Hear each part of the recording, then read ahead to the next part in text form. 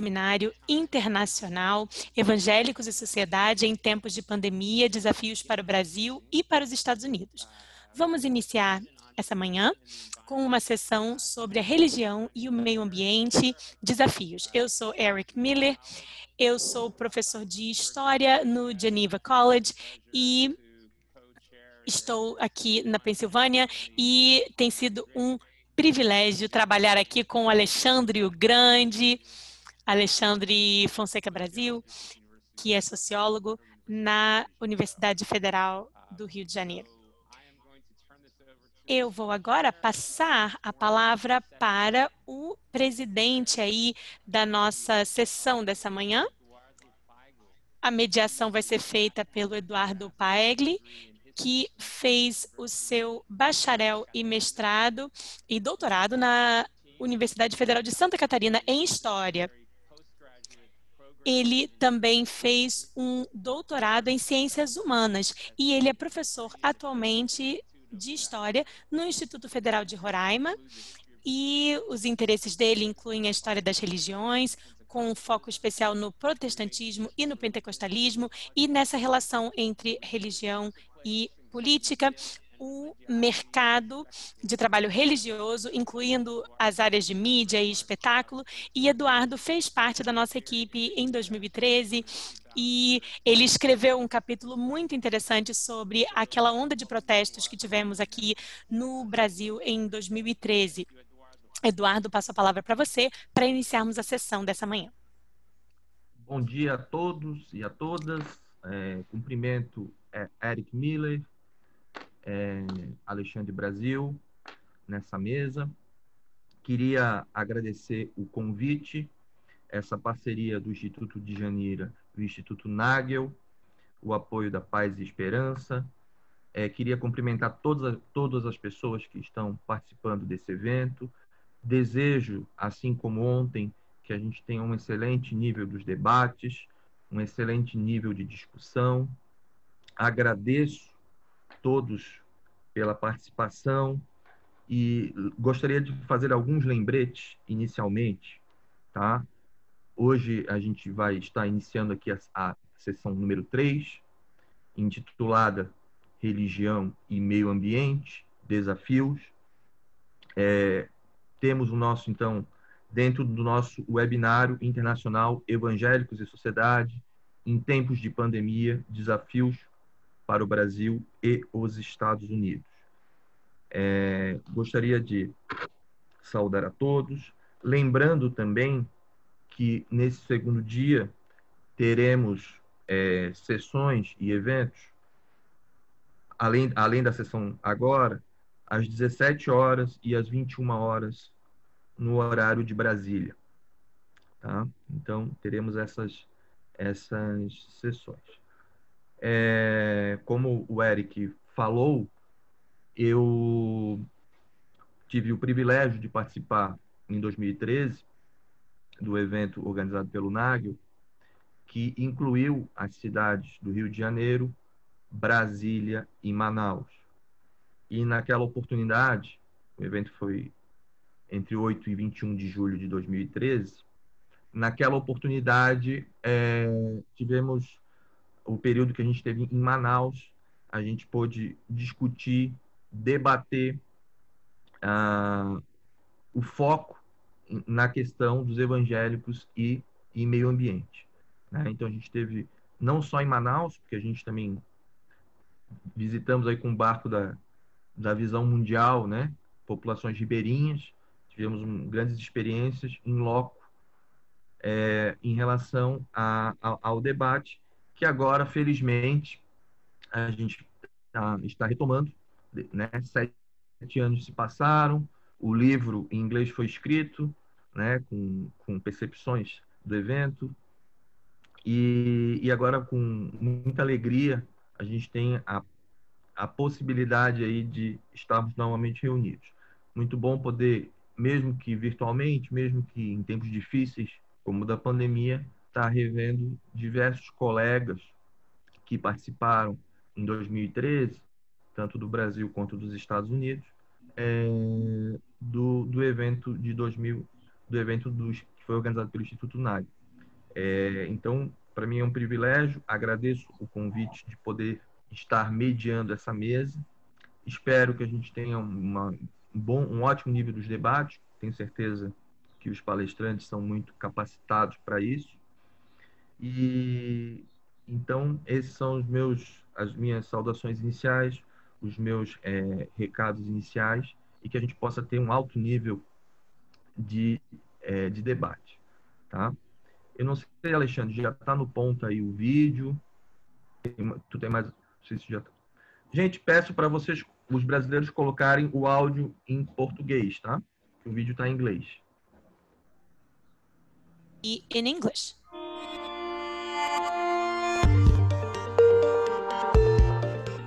Cuidar da criação é um assunto que é do Evangelho. Essa frase, o cuidado com a criação é, portanto, uma questão do Evangelho de Cristo, ela vem do fato de que se o cuidado da criação está sob o senhorio de Jesus Cristo, nós temos uma responsabilidade de incluir o cuidado da criação dentro disso.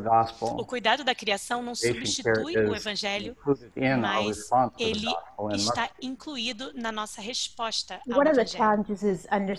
Uma das questões é que nós temos que entender o Evangelho, as boas novas, como algo amplo. Vemos como algo apenas individual, é um relacionamento com Deus, a salvação através de Cristo. Mas, na verdade, as boas novas são as boas novas da criação, de uma boa criação, de um Deus que é bom. E essa perspectiva tem que estar na essência da nossa compreensão do Evangelho. Nós vemos, então, que não é possível desconectar o espiritual do material. E é por isso que Jesus falou sobre essas coisas tanto.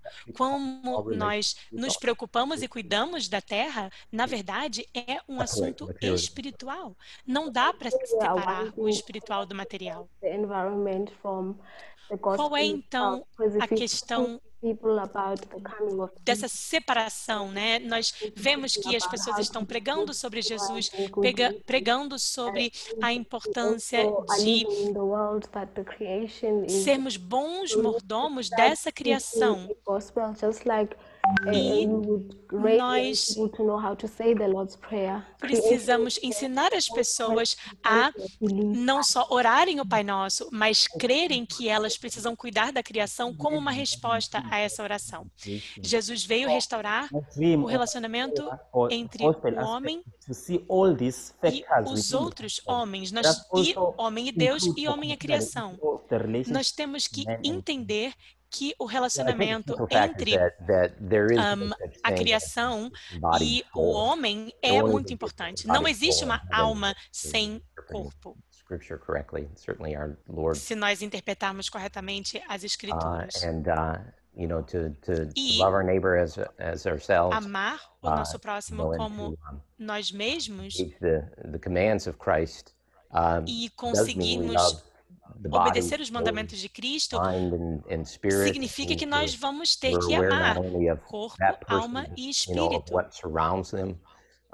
Tudo aquilo que está ao redor das pessoas.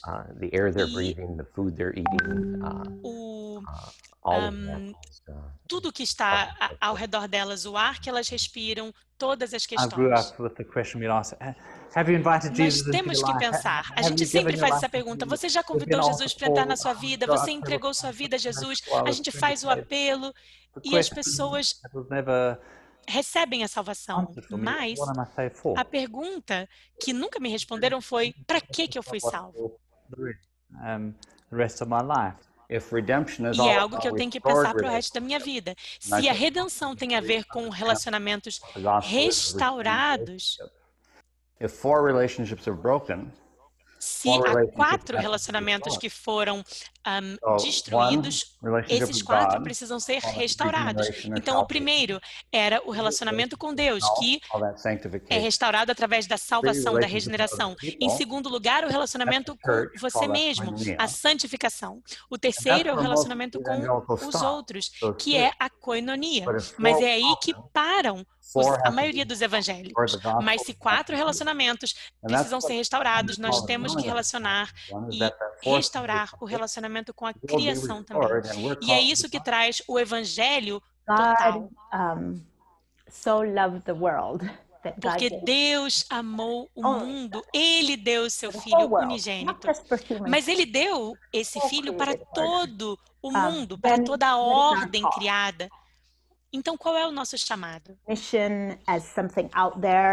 A missão como algo que está fora, como algo que está distante? Ou tem a ver com toda a forma de nós vivermos, com como nós gastamos o nosso dinheiro, como ganhamos dinheiro, como usamos o nosso dinheiro. Nós precisamos de uma comunidade que vai nutrir esses valores e que vai possibilitar que nós vivamos de maneira diferente. Acho que entendendo os propósitos de Deus para a Terra e para a criação e entender que esses propósitos são bons faz toda a diferença, porque nós acreditamos que nós temos que proclamar o evangelho através do evangelismo e de fazer discípulos, mas temos que alimentar aqueles que têm fome.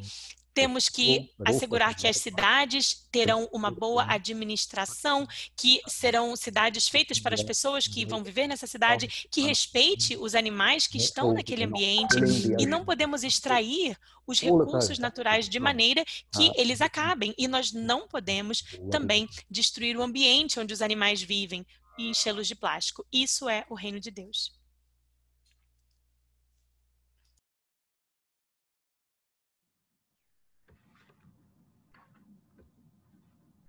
Queríamos, então, agradecer Now we want to o vídeo aí que foi passado sobre Lausanne. E antes de eu apresentar o Charles, também queria agradecer as intérpretes aí também pelo excelente trabalho que foi realizado aí. Perdoem por eu não ter mencionado a Juliana e a Denise por o excelente trabalho de intérprete. Gostaria de apresentar, então, o currículo do nosso primeiro preletor desta manhã, dessa sessão 3, que é o Charles Timothy Carricker.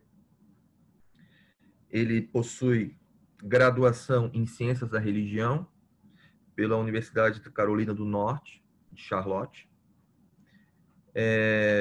Tem mestrado em Teologia pela Gordon Conwell Theological Seminary e mestrado também em Missiologia pela Fuller Theological Seminary.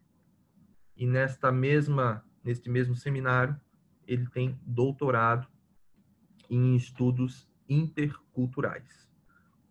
Ele é membro da Arrocha Brasil, que é uma ONG evangélica que tem preocupações com o meio ambiente, tá? E ele também é consultor teológico da Sociedade Bíblica do Brasil, entre vários artigos, publicações, livros. Então, ele tem uma vasta experiência nessa área. Gostaria de lembrá-lo também que são 25 minutos e ele vai, pode confirmar, ele deve estar, então, falando em português. Então, peço aos colegas que querem escutar em inglês, então, que coloquem lá no ícone, que tem um globinho, e selecionem, então, no idioma inglês. Passo, então, a palavra para o Charles Timothy Carricker. Obrigado, Eduardo. É uma alegria participar desse encontro e saúdo todas as pessoas que estão assistindo. Bem apropriado esse assunto. se eu posso já fazer uma pequena propaganda, o único susto que eu tenho é que o último encontro foi há 7 anos atrás. Espero que não demore mais 7 para um próximo encontro, porque os anos que estamos passando, se a gente for comparar a situação tanto do planeta quanto das nossas políticas, a gente vê grandes mudanças. E talvez nem tão grandes mudanças nos atores evangélicos, tanto na América do Norte quanto no Brasil, no que se refere ao cuidado da criação. Então, o que eu gostaria de fazer nesses 25 minutos, primeiro, só lembrar um pouco os ouvintes do contexto, isto é, a situação do planeta atual. A gente não precisa falar muito sobre isso, porque aí já iria gastar tempo demais. E, logo em seguida, um segundo momento, pensar no contexto do cuidado da criação entre evangélicos e as semelhanças e diferenças entre esses atores, tanto na América do Norte, tanto nos Estados Unidos, quanto no Brasil. E, por fim, um terceiro momento para refletir um pouco sobre os desafios. Primeiro, brevemente, a respeito do contexto atual. Este ano, 2020, e os próximos anos, uma tese minha, são os mais importantes do último século. Parece muito ousado fazer uma afirmação dessa, mas por quê? Em primeiro lugar, a atual pandemia coincide com 3 crises reiteradas incansavelmente pela ciência, 3 crises planetárias: a emergência climática, a aniquilação em andamento da biodiversidade, 1 milhão de espécies já foi dizimada, e o adoecimento coletivo dos organismos, que são intoxicados pela indústria química, cujo impacto, junto com o desmatamento e aquecimento global, facilita e intensifica a proliferação de pandemias, inclusive globais, algumas com consequências menores que a atual, outras com devastações muito piores, algumas que já passaram, algumas que são previstas por vir. Então, o aquecimento global é como se fosse uma arma apontada contra a saúde global. Então, essas 3 crises, só para tentar conceituar isso dentro de todos os seminários que a gente está tratando ao longo desses 2 dias, essas 3 crises têm uma grande potência para deixar as sociedades mundiais, mesmo as sociedades mais ricas ou com setores mais ricos, mais desiguais, mais vulneráveis e menos aptos para recuperar seu desempenho anterior. Eu não estou falando nenhuma novidade, são notícias bem comuns e falando só por cima. Só para colocar isso dentro do contexto da pandemia Covid-19, hoje eu dei uma olhada na última estatística, são 106 mil mortes oficialmente notificadas do Covid-19 no Brasil em pouco mais de 5 meses. Mais de 171 mil nos Estados Unidos e 764 mil no mundo, sendo que os 2 países piores no mundo em número de mortes são o Brasil e os Estados Unidos. E dentro de um mês, tem muitas previsões do que esses 2 países representarão metade do total das mortes por causa do Covid-19. E são justamente esses países que têm os principais governos negacionistas do mundo em relação às mudanças climáticas. Então, a crise é muito grande. E, a nível popular, a gente já vê que as pessoas já estão inquietas. Eu ia dizer, basta assistir a televisão, tanto das notícias nos Estados Unidos quanto no Brasil, mas basta só sair na rua e ver o número de carros na rua em ambos os países para ver que as pessoas estão bastante inquietas, em todo sentido. A ciência é bastante solidária e consensual na sua advertência que este ano, 2020, é o ano em que as emissões de carbono, de CO2, têm que começar a diminuir, se nós vamos conseguir contornar o aquecimento global, que levará a um caos irremediável. E já em meados deste ano, e apesar da diminuição grande de emissão de carbono na atmosfera, a soma do volume total já existe, ainda aumenta mais do que nunca. Então, isso é brevemente um pouco a situação e o contexto dessa fala. Agora, quando a gente pensa no que os diversos atores, tanto nos Estados Unidos e no Brasil, estão fazendo semelhanças e diferenças, essa parte eu vou dividir em três partes. Primeiro, a nossa herança até mais ou menos os anos 60, 1960, as últimas 4 décadas do século passado e de 2000 para cá. Nós temos muita coisa em comum, o Brasil e os Estados Unidos, em termos de herança.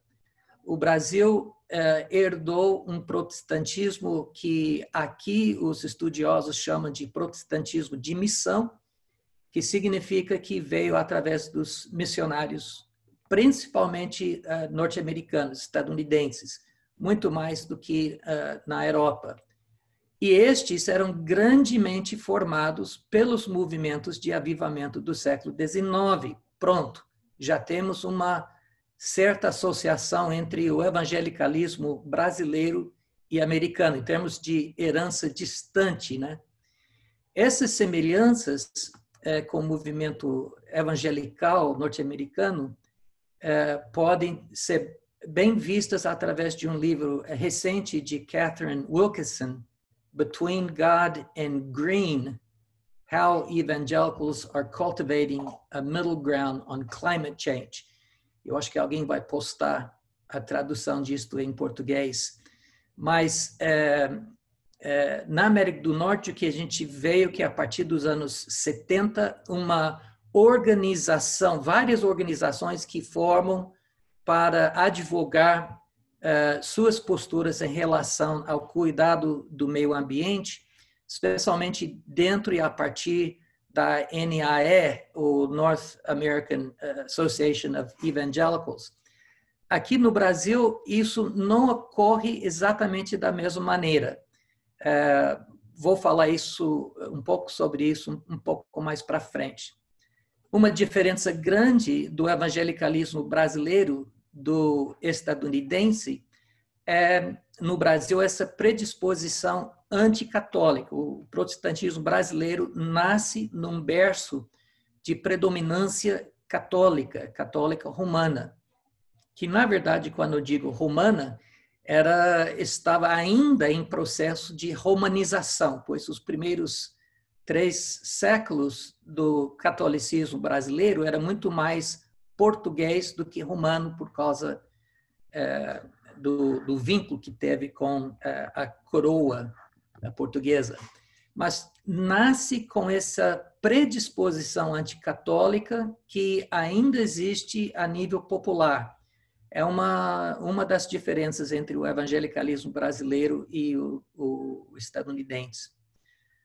Outra diferença seria a predominância pentecostal do evangelicalismo brasileiro, pelo menos em termos numéricos e em termos de influência no governo, assim, deputados, senadores que são eleitos, que são evangélicos, predominam desse meio pentecostal. Então, o pentecostalismo teve forte influência tanto no evangelicalismo estadunidense quanto brasileiro, mas, de repente, mais ainda aqui no Brasil.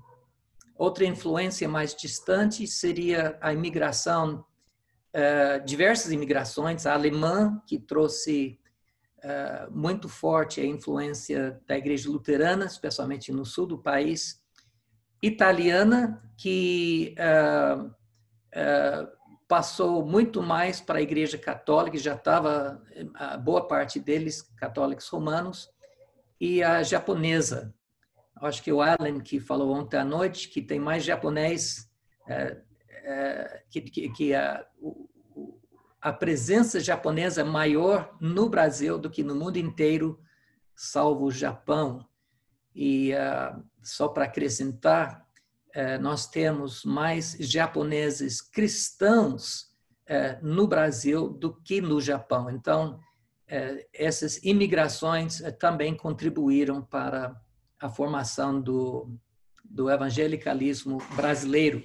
Agora, a partir dos anos 60, também alguns movimentos bem conhecidos, eu acho que o principal seria a teologia de libertação, que acabou provocando duas reações evangélicas. Primeiro, uma espécie de fundamentalismo brasileiro, mais uma vez uma rejeição, essa vez uma reação dobrada, porque vem da Igreja Católica Romana e ainda com a associação do pensamento marxista. Então, essa era uma das reações. Uma outra reação, a partir do primeiro Lausanne, em 1974, é o nascimento e o desenvolvimento da teologia ou da missão integral. E isso foi bastante articulado nos anos 70, 80 e 90, e a partir dos anos 90, entrando nesse novo milênio, a gente vê, passa da conversação, do diálogo, da promoção da ideia para a ação. A gente vê vários grupos, como Renas, vinculado com o movimento Miqueias, que começa a ter engajamentos e defendendo como sua base para esses engajamentos a teologia integral. Ainda a partir dos anos 70, uma influência pouco notada, mas não deixa de ser, foi a tradução, exatamente em 1976, para português, do livro do Francis Schaeffer, Poluição e a Morte do Homem, que foi lançado inicialmente em 1970, explicitamente como uma resposta para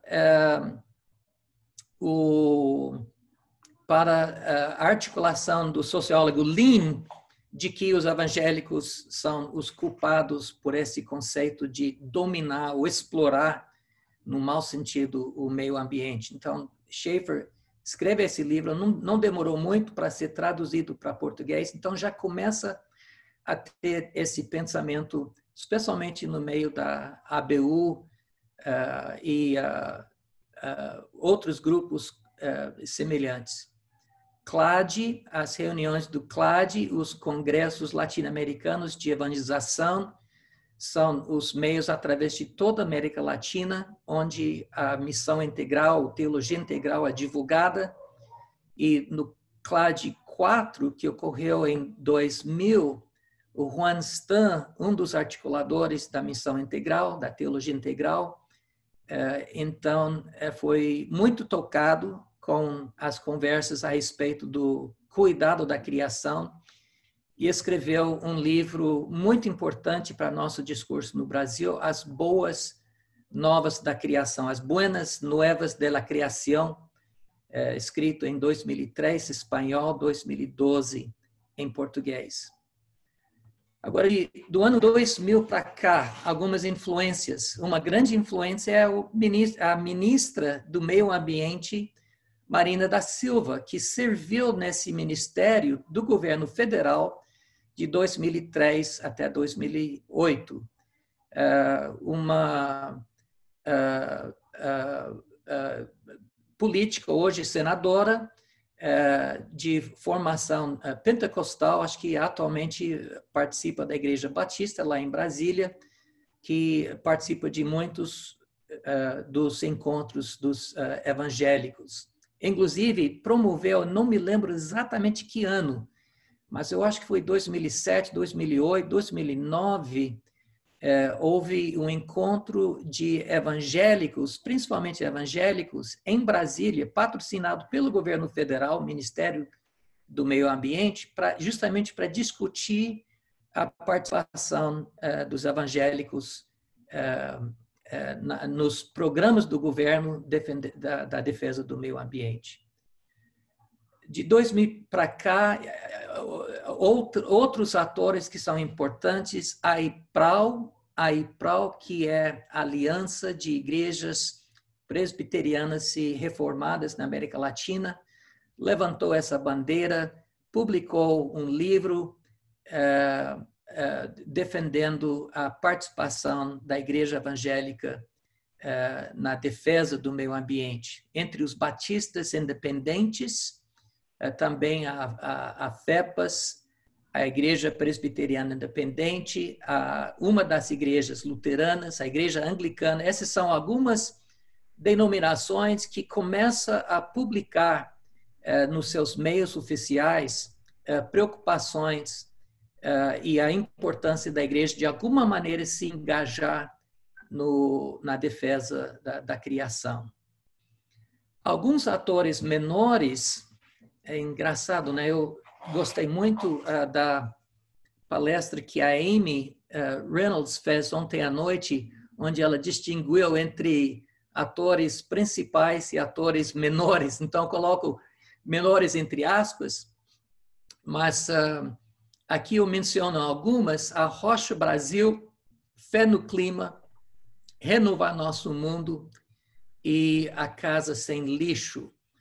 A Rocha Brasil começa sua história no ano 2001, com a publicação do livro A Rocha, uma comunidade evangélica lutando pela conservação do meio ambiente, escrito por um dos articuladores do movimento, Peter Harris. A Rocha nasceu em Portugal, eram missionários britânicos, e então tem essa forte ligação com a Rocha Internacional. E foi sustentado durante os primeiros anos pelo Tear Fund, algo muito interessante, novamente diante das observações da Amy Reynolds ontem à noite, para aqueles que participaram. A Rocha Brasil tem sua fundação oficial apenas em 2006, só 5 anos depois. E eu participei desde o início, na verdade, antes do início, a partir de 2004, por aí, 4 ou 5, e observei que boa parte dos participantes eram professores que eram, no seu período de aluno, integrantes da ABU. E hoje são professores de biologia, de preservação do meio ambiente e assim diante. Essa organização foi concluído no ano passado, 2019. Isso em grande parte por falta de fundos. Isso tem a ver com os desafios que eu vou falar daqui a pouco, que fez muitos encontros, especialmente no Norte e no Nordeste. Você pode ver um pouco sobre a Rocha no seu site, no ultimato.com.br, mas não conseguiu arrecadar fundos através das igrejas evangélicas brasileiras.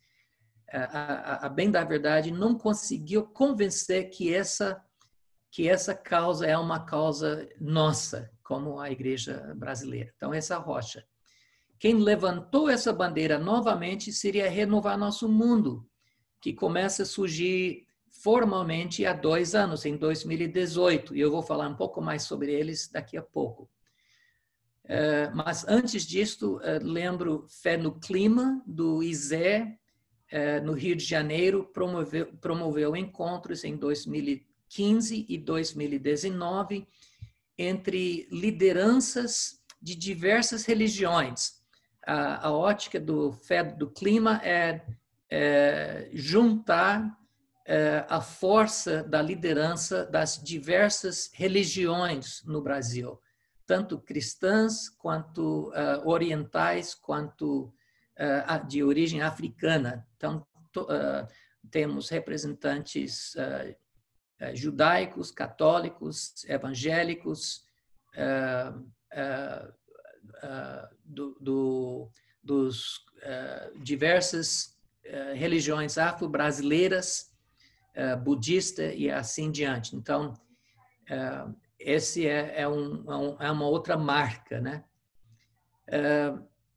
Há outras agentes, outros atores menores ainda, como a Casa Sem Lixo, que nasceu aqui mesmo em Florianópolis, de uma pastora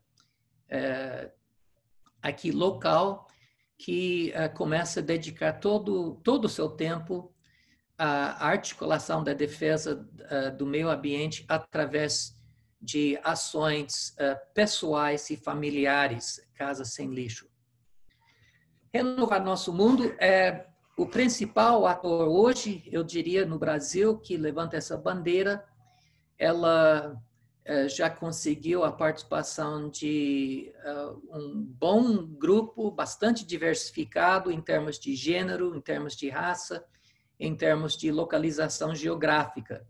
Se organiza em 3 grupos de trabalho, um grupo que trabalha com articulação teológica, o outro grupo com a questão dos resíduos e outro grupo com questões vinculadas à energia e água. A grande carta de Renovar Nosso Mundo, eu digo para as igrejas locais, seria uma semana em setembro que chama o Tempo da Criação, onde promovemos e divulgamos recursos para as igrejas locais incluírem nas suas liturgias e nos seus estudos bíblicos essa questão da responsabilidade da igreja com a criação. Esse grupo Renovar Nosso Mundo é fruto, como outros grupos, de eventos, alguns seculares, outros da igreja, como o ECO 92, que foi no Rio de Janeiro, um grande evento, o Rio Mais 20, fóruns e igrejas eco-cidadãos, o Fórum Mundial Social, o próprio Lausanne, o vídeo que assistimos, que eu acredito que não escutamos muito bem, né, pelo som, que é o cuidado da criação, grupos como Justiça, Paz, Integridade da Criação, o COP, em que Renovar Nosso Mundo participou ano passado, na Espanha, o Acordo de Paris e assim diante. Poderia fazer uma lista grande. Então, isso é Renovar Nosso Mundo, que já gerou, de certo modo, outros grupos que levantam a mesma bandeira, mas de modo diferente. Por exemplo, Nós na Criação é um grupo de jovens em diversas cidades, liderado por um dos membros de Renovar Nosso Mundo, para sentar e discutir, articular ações e também de ter o lugar a respeito do cuidado da criação.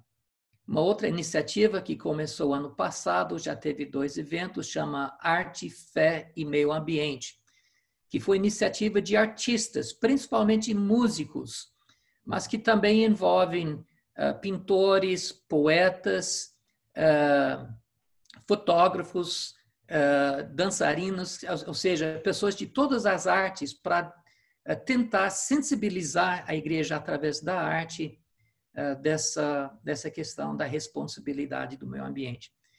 Veja bem, e novamente me refiro, desculpe, quando eu passo para essa última parte da fala, me lembro da fala da Amy Reynolds ontem à noite, especialmente algumas das observações que ela falou. Os desafios, eu falo de 4. Os primeiros 2 são vinculados. Até aqui nós temos falado de organizações que têm na sua cabeça, e eu tenho sido bastante geral, que tem na sua cabeça a preocupação de mostrar para a igreja a sua responsabilidade com o cuidado da criação. Quando falo responsabilidade, fica muito geral. Responsabilidade em que nível, de que maneira? Ações pessoais, advocacia, mudança de governo, protesto. Então, cada organização tem maneiras diferentes. E até hoje, eu diria que não existe uma perspectiva consolidada entre o mundo evangélico do que significa responsabilidade com a criação, a não ser, que seria típica, né, do movimento evangelical, as ações individuais e pessoais. E então isso é um dos primeiros desafios. Eu coloco como primeiro que a percepção popular no meio das igrejas evangélicas da agenda do cuidado da criação é uma percepção como algo que é liberal ou de uma política progressiva. Então, nem sempre isso é dito com todas as palavras, mas fica patente nas conversações. Então, é uma perspectiva popular que isso é liberal, progressista, que desconfia de uma ideologia de justiça social e ambiental. Então, já desconfia disso. E, ao mesmo tempo, se caracteriza por uma moralidade, isso já foi dito, né? Uma moralidade individualista que prioriza o combate à diversidade de gênero, ao aborto, e, por causa disso, acaba expressando um apoio muito grande pelo governo atual do Brasil. Então, isso é um dos desafios para os atores que defendem o cuidado do meio ambiente. Como vencer essa barreira? Sim. E junto com essa barreira, um outro desafio parecido com isso é a falta de informação e sensibilização com o ensino bíblico a respeito. É muito pouco conhecido a nível popular do que a Bíblia de fato diz a respeito. E, ao mesmo tempo, junto com isso, uma predisposição herdada de mentalidade de triunfo, dominação, o evangelho da prosperidade, que gera, por sua vez, um olho cego para a dimensão coletiva da sociedade. Os evangélicos veem a sociedade como indivíduos e não vê a questão da coletividade e as implicações que isso tem para uma teologia fundamentada nos conceitos da justiça e do bem comum. Tim, oi Tim. Oi. Tudo bem? É que a gente já estourou 4 minutos. Eu não sei se a gente pode depois, no momento que a gente for fazer as perguntas, a gente pode retomar algumas questões, mas tu pode finalizar, tá? Tá bom. Nos 30 segundos eu finalizo. Os últimos 2 é a escatologia, que é bem conhecida, uma escatologia predominante que enxerga que o mundo vai acabar, então por que se preocupar com isso? E uma quarta e final observação seria como mobilizar as igrejas nas suas bases. Nós vemos o efeito dos SEBs na Igreja Católica nos anos 70 e 90 para levantar a bandeira da justiça social. E estamos vendo nos últimos 20 anos um movimento parecido em termos de formatação, de movimento em células, entretanto que não se preocupa nem com a questão da justiça social, muito menos ambiental. Então, há algo para a gente considerar e debater. Desculpe ter passado o limite, gente. Eu agradeço o Timothy Carricker pela sua excelente explanação. Vou apresentar agora a Vilma Nina Balmaceda. Ela tem graduação na Pontifícia Universidade Católica do Peru, na área de Direito. Possui mestrado em Estudos Internacionais para a Paz e Estudos Governamentais e Internacionais na Universidade de Notre Dame. E também nesta mesma universidade, ela é PhD em Ciência Política, também por essa universidade, Universidade de Notre Dame. Tem atuado aí como estrategista aí para reconciliação na Universidade Duke, tá? E também na área de estudos hispânicos, tá? E é presidente da Paz e Esperança Internacional, né? Então tem interesses aí na luta contra a pobreza, a paz, a luta pela justiça na América Latina, né? E na área de direitos humanos.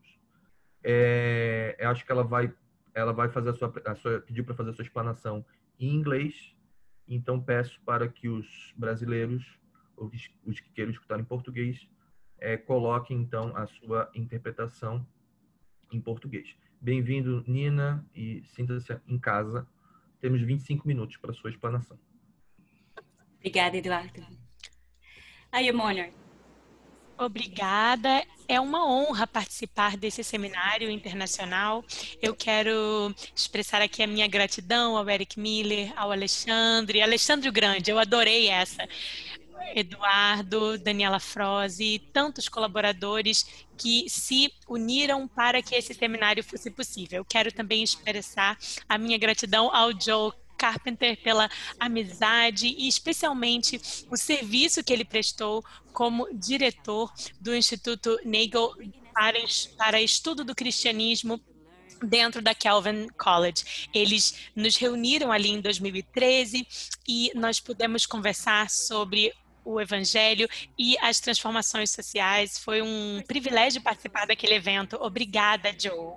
Também quero expressar a minha gratidão às nossas tradutoras, a Juliana e a Denise. Quem sabe um dia, talvez no céu, eu vou poder falar português com sotaque brasileiro. E isso seria maravilhoso, eu ficaria muito contente. Mas, por enquanto, quero pedir já desculpas pelo meu inglês e vou começar a minha apresentação, convidando vocês para pensarem um pouco comigo a respeito do que nós queremos dizer quando falamos dos evangélicos, quem são esses evangélicos ou quem nós somos.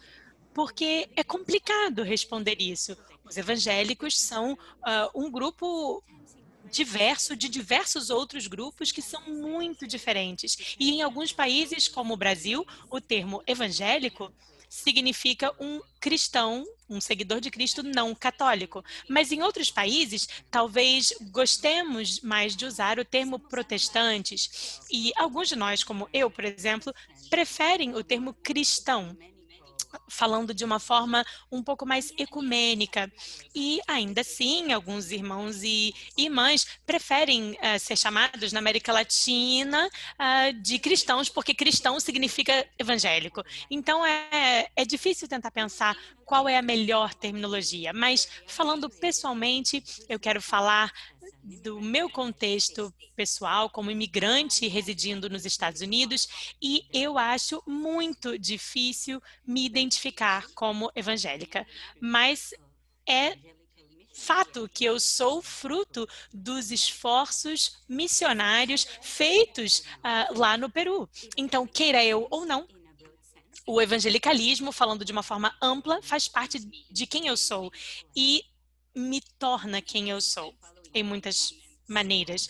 Mas, claro que esses comentários que eu vou fazer aqui e alguns dos comentários que nós estamos ouvindo aqui devem ser interpretados como uma autocrítica, como um comentário de alguém que pertence a esse movimento evangelical mais amplo nas Américas. Então, eu vou compartilhar e defender aqui o termo que vocês quiserem usar, protestante, evangélico, que seja, mas existem alguns padrões um pouco mais dominantes e alguns fracassos que se mostram evidentes quando falamos da religião evangélica e o meio ambiente.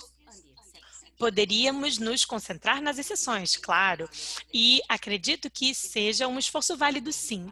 E, provavelmente, é desse tipo de exemplo que nós conseguimos extrair um pouco de esperança para conseguirmos seguir adiante e termos shalom. Mas, nessa apresentação, eu quero falar nesses padrões. São padrões de pensamento, de comportamento e sabemos que há as exceções, eu sei que vocês sabem, aquilo que está fora aí da curva. Mas vamos então falar da regra, porque as exceções, elas acabam confirmando que a regra existe. Então, alguns dos argumentos que eu quero apresentar aqui sobre as características dos evangélicos nos Estados Unidos e na América Latina são os seguintes. Em primeiro lugar, precisamos lamentar. Em segundo lugar, temos que entender que esse conceito de nascidos de novo precisa ser revisitado. Em terceiro lugar, a minha convicção de que o nosso problema é muito mais sério do que só uma falta de consciência escandalosa mesmo a respeito do dano que nós estamos causando ao planeta. E depois vamos falar um pouco sobre alguns sinais de esperança para essa nossa era e para o futuro. Vou começar pedindo que vocês lamentem comigo, fazendo uma oposição ao triunfalismo que muitas vezes caracteriza o discurso evangélico e os grupos evangélicos, a forma como eles agem. Estamos falando de religião e o meio ambiente. E nesse campo há muito pouco que nós podemos celebrar. Na verdade, temos que lamentar a nossa era antropocena. Estou falando como era sociológica, não estou usando um termo teológico. Mas o antropoceno, então, significa essa era na qual a atividade humana que possui uma influência dominante e quase que em sua totalidade perniciosa sobre o meio ambiente e o clima do mundo. Isso iniciou na Revolução Industrial e chegou na devastação total do nosso meio ambiente, da fauna e da flora, especialmente sobre a vida das populações mais vulneráveis.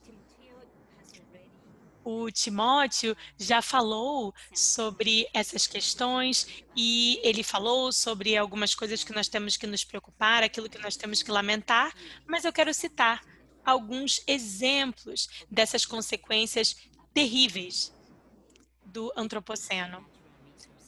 O esgotamento dos recursos naturais, o desmatamento e a erosão do solo nas Américas e em todo o mundo, especialmente no mundo que vive no campo, por exemplo, os incêndios, conflitos violentos, também em princípio como causa e também como consequência da degradação do meio ambiente. Quando nós pensamos na condição do meio ambiente, em muitos locais desse planeta lindo que nós temos, nós não podemos fazer nada senão lamentar.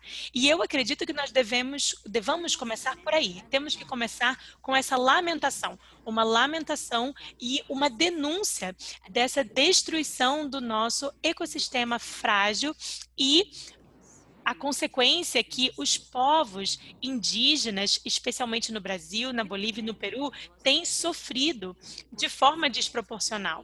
Nós sabemos que há os efeitos também da indústria de substâncias químicas e a incapacidade da humanidade e dos evangélicos em terem a vontade política que é necessária para reduzirmos as causas dessa crise ambiental e das crises ambientais, no plural.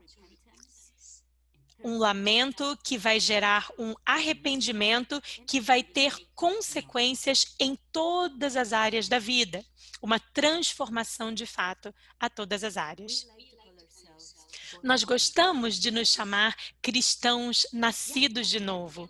E sim, como evangélicos, nós falamos muito sobre a importância de nascermos de novo e sermos uma nova criação.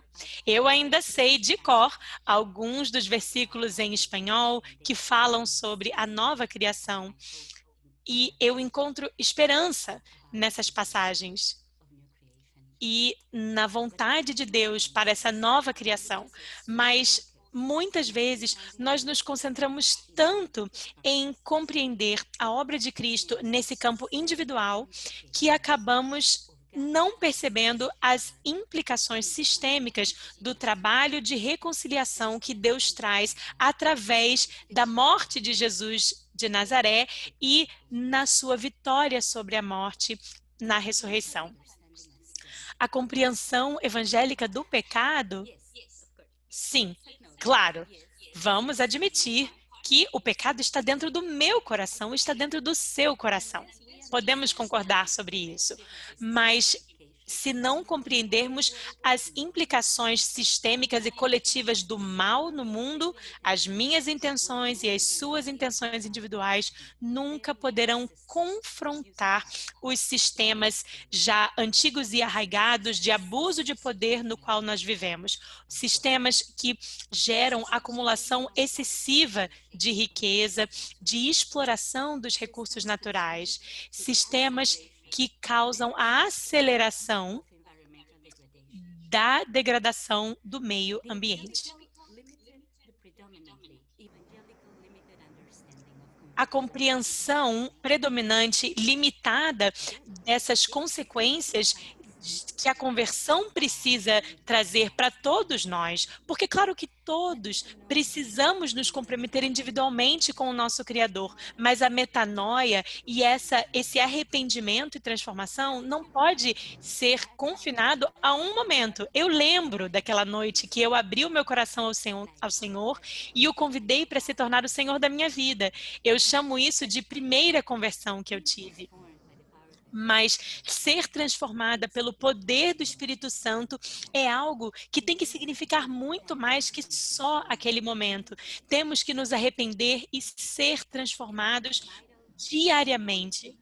Então, essa metanoia vital, que não é um momento, é um processo, essa transformação vital, na denominação, por exemplo, onde eu cresci, eles falavam que esse era o processo da santificação. Você pode chamar do que você quiser, mas compreender isso, seja uma conversão, santificação, como um processo que é só interno, acaba não chegando no ponto daquilo que nós temos que entender a respeito dos sistemas tão malignos desse mundo.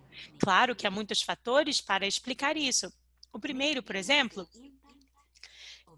tem a ver com o fato de que esse impacto dessa transformação, da falta de transformação, está machucando, ferindo o nosso planeta, mas também porque essa marca acaba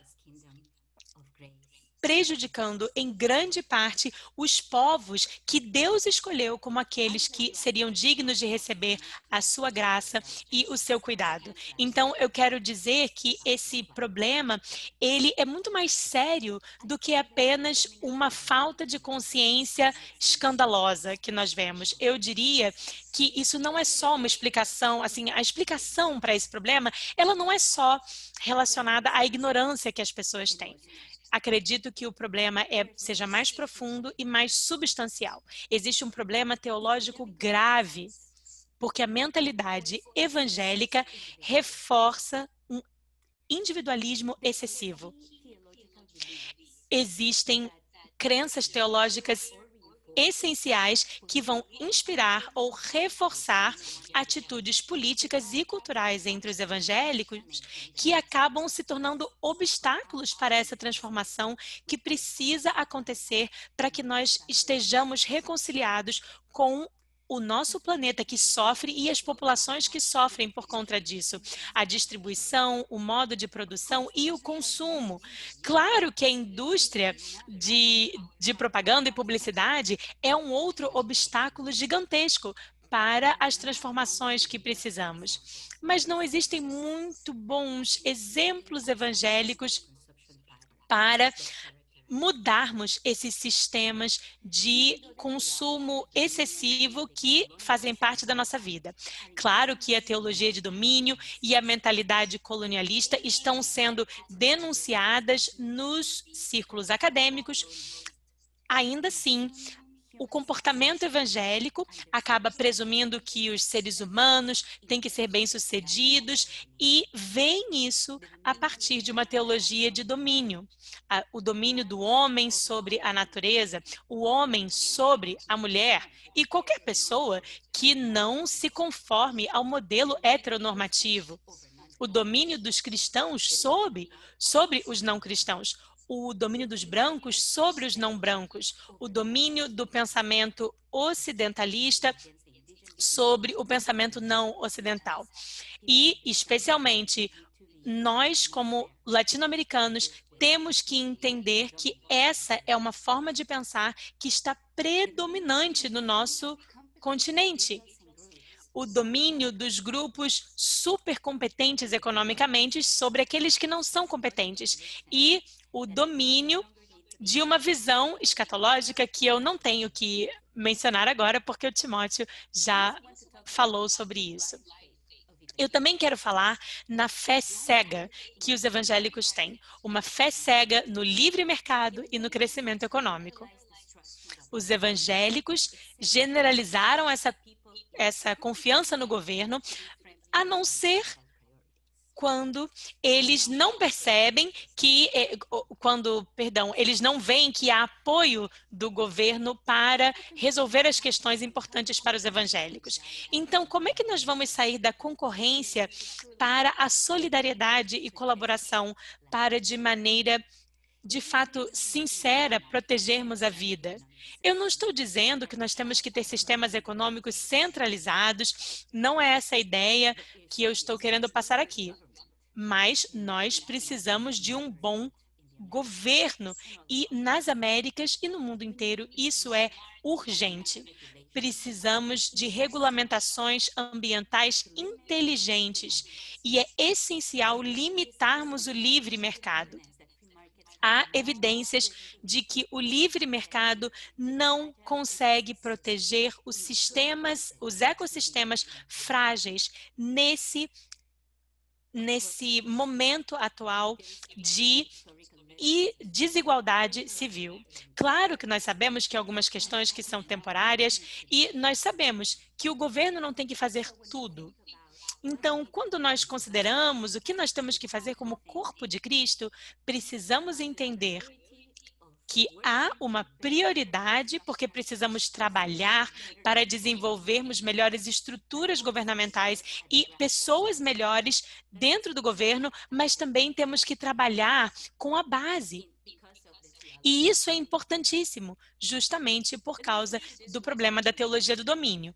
Mas nós temos que lembrar que existe essa fé também no crescimento econômico, que é pregado como sendo a solução da pobreza, solução para a pobreza. Eu sei que o Brasil não foi esse caso de país, mas o Peru tem crescido de forma crescente, gradativa, até o mês de março passado, claro. E aí chegou a pandemia. E a crise da pandemia veio porque acabou expondo a distância social e econômica terrível entre aqueles que estão se beneficiando no meu país do crescimento econômico e os muitos e muitos que não se beneficiam desse sistema econômico. Há milhões de peruanos que estão excluídos dos benefícios do crescimento econômico. Ele não é suficiente. Talvez ele não seja nem desejável num contexto no qual os níveis de aquecimento global estão aumentando cada vez mais. Nós vemos como a desigualdade tem ficado evidente. O crescimento econômico só torna aqueles que já têm poder econômico mais poderosos. E na América Latina, também temos um problema a acrescentar, que alguns economistas estão chamando de economia de pilhagem. E há muitas expressões dessa economia de pilhagem. Eu estou me referindo a essa ênfase em termos o lucro o mais rápido possível, não importa quais sejam os meios que vão ser utilizados, sejam eles coisas que vão afetar as pessoas ou o meio ambiente. E lucrar e acabar prejudicando o meio ambiente, prejudicando as crianças, utilizando o trabalho infantil e abusando daqueles que são mais fracos. A economia de pilhagem é a expressão prática de uma mentalidade que diz o quê? Que todos e tudo tem um preço. E o arcabouço para essas expressões de abuso, na verdade, são uma mentalidade consumista numa sociedade consumista. A pegada ambiental das Américas é uma das maiores do mundo. Claro, como a Covid-19 expôs completamente, até nos Estados Unidos, existe muita desigualdade entre os brancos, as pessoas de cor e os índios americanos, aqueles de descendência asiática. Essa desigualdade é uma realidade dolorosa, mas temos que ser muito cuidadosos quando estamos falando de níveis medianos num país para falar de crescimento econômico, etc., porque acabamos por mostrar só uma parte da sociedade. Mas sabemos também que a mentalidade consumista acabou trazendo essa exploração dos combustíveis fósseis sem mostrar do impacto, o fracking, uma quantidade cada vez maior de lixo, embalagens excessivas, o uso de isopor, etc, etc, etc. Mas antes de terminar o meu tempo, preciso falar sobre alguns sinais de esperança. Sim, há novas indústrias, a ecoeficiência precisa ser bem recebida por nós, porque ela é muito necessária. Precisamos de inovação. Mas estas nunca vão substituir a necessidade que temos de redução do consumismo, transformar e vivermos essa metanoia em todas as formas, em todas as áreas da nossa vida, especialmente entre pessoas que estão no mundo. A mesma coisa em relação à reciclagem, por exemplo. É ótimo reciclarmos, mas sempre será insuficiente se não mudarmos o nosso padrão de consumo no norte global, mas em muitos locais do mundo. Claro que muitos de vocês talvez digam, olha, Nina, mas a história não é só essa, você não pode ser tão pessimista assim. Bem, a teologia da libertação, que deixa muitos evangélicos desconfortáveis, a missão integral, que acaba deixando mais gente desconfortável, o trabalho da Paz e Esperança e de outras, como eu e o Alexandre trabalhamos, SETI e tantas outras organizações. Eu agradeço muito ao Senhor por esses irmãos e irmãs que estão nessa resistência a esses padrões. Mas nós sempre somos a exceção. Somos aquilo que fica fora da curva. Falando com linguagem bíblica, para que vocês não achem que eu sou tão pagã, eles são o remanescente de Deus, cujos joelhos não se dobraram a Mamon. E nós já vimos alguns desses amigos no vídeo que nós encontramos em Lausanne. Eu quero concluir com um convite para nós reconsiderarmos essa necessidade tão grande que temos de reexaminarmos a nossa teologia predominante. E temos que substituir a teologia do domínio e a mentalidade colonialista dos evangélicos por uma mentalidade que nós poderíamos chamar de eco-shalom.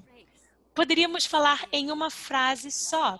Vamos substituir o amor ao poder pelo poder do amor.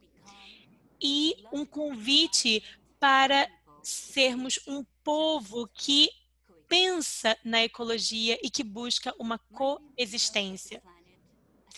Cuidarmos e nos preocuparmos com a saúde do planeta é uma prioridade de Deus, porque Ele diz, é isso que eu exijo de você, que você faça justiça, que você haja com misericórdia e ande em humildade no planeta que eu te dei. O poder do amor coloca os mais vulneráveis em primeiro lugar através da generosidade, solidariedade, colaboração horizontal e aprendizado mútuo.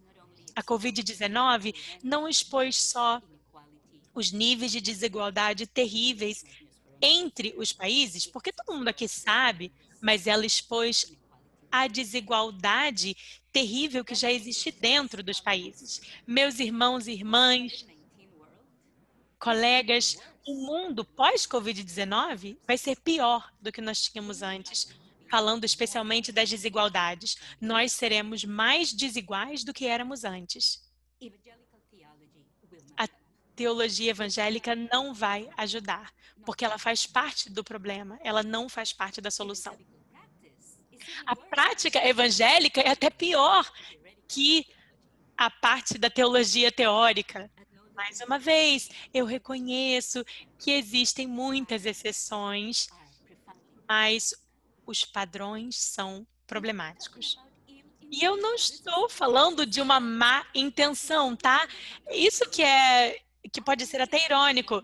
Eu sinceramente, depois de tudo que eu falei, eu não acho que os evangélicos tenham essa intenção ruim de prejudicar os outros.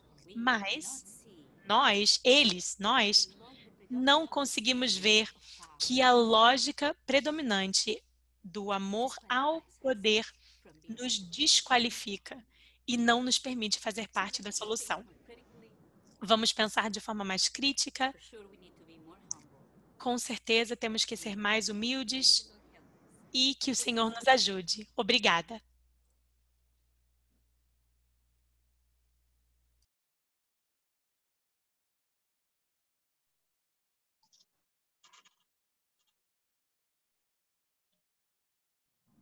Agradeço a bela exposição da Nina Balmaceda.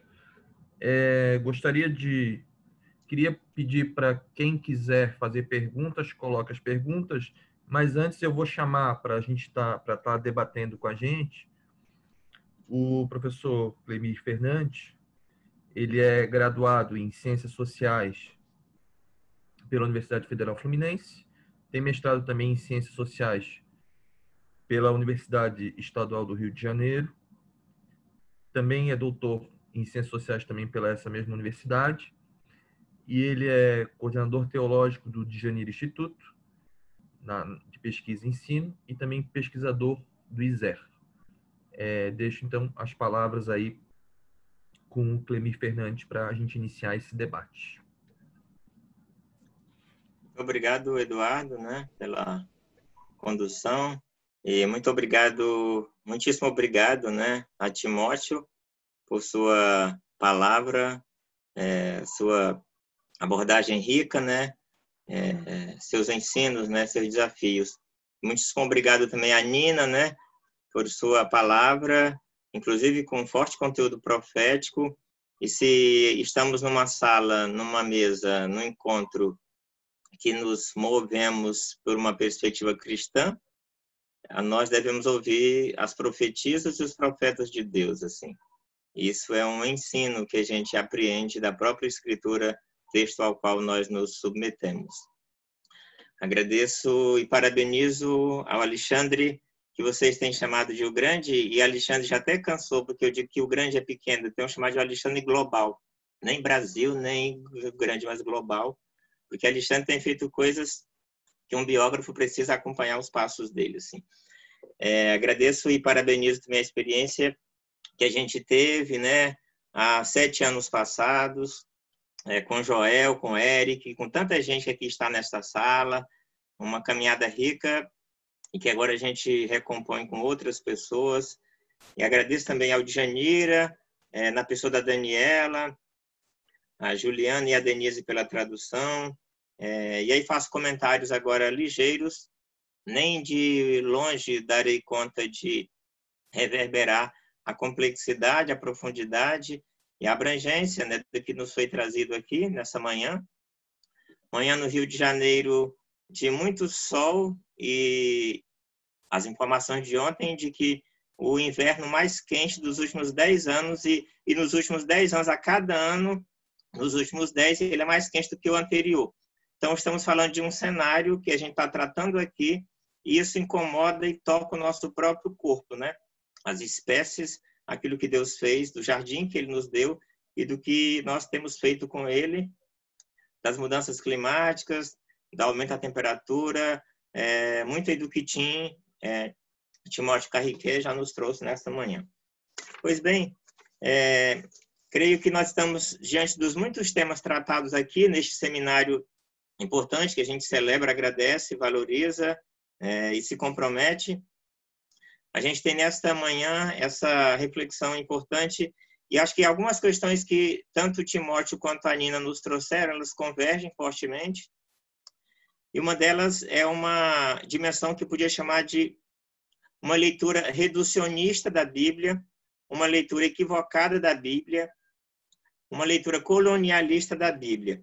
Então, nas expressões que a gente tem aqui, nas falas de Timóteo e de Nina, eu parto desse princípio porque para a tradição evangélica, protestante, cristã, nos termos aí que a gente queira dar, mas que todos convergem nesse sentido, de maneira ampla, né? Nós percebemos que a Bíblia é para a gente um livro muito importante, o livro da nossa fé e normatizador da nossa própria caminhada, pelo menos do ponto de vista do discurso. Nós temos dito que a Bíblia é palavra de Deus e é nossa regra de fé e de prática. Isso é uma expressão conhecida pelo léxico e pela caminhada das igrejas, das lideranças como um todo, mas isso muitas vezes se tornou uma falácia, porque as nossas ações, como já dito pela própria Nina, elas contrariam o discurso gramatical e negam aquilo que afirmamos como doutrina pela nossa própria prática de vida. Nem todos e todas, obviamente, e a gente já também fez sinalização em relação a isso, mas isso deve ser alguma coisa que precisamos acolher como uma denúncia do Evangelho para que nos convoque, nos convide à conversão. Uma outra coisa, em relação à própria realidade, né? Também a nossa leitura da realidade ao nosso redor, do mundo no qual nós vivemos, é também às vezes equivocada, é também reducionista, é também desfocada, é também seletiva, é seletiva inclusive da apreensão da ciência. Os evangélicos, os cristãos de maneira geral, têm uma leitura muito seletiva da ciência. Por exemplo, com certas fármacos e medicamentosos, isso a gente aceita muito bem, né? Assim, ninguém discute e ninguém faz negação dos medicamentos que estão postos pela ciência. E aquilo que é da ciência médica e biológica é bastante aceito pelo mundo evangélico. Tem explicações históricas, sabemos disso, mas, por exemplo, as ciências ecológicas e as ciências humanas e sociais, temos muitos problemas com isso. E aí é uma seletividade que não faz sentido algum. Ou a gente abraça a compreensão da ciência, naquilo que ela produziu a partir de experiências demonstráveis e configuradas como modelo e um método aceito como tal, ou não vale para nada mais. Mas é bastante estranho, né, essa dimensão seletiva da apreensão da própria ciência, né? Bem, e aí o Tim, por exemplo, nos traz, né, as explicações da formação evangélica no Brasil e nos Estados Unidos, esses dois países com perspectivas muito assemelhadas no seu projeto de formação evangélica e cristã.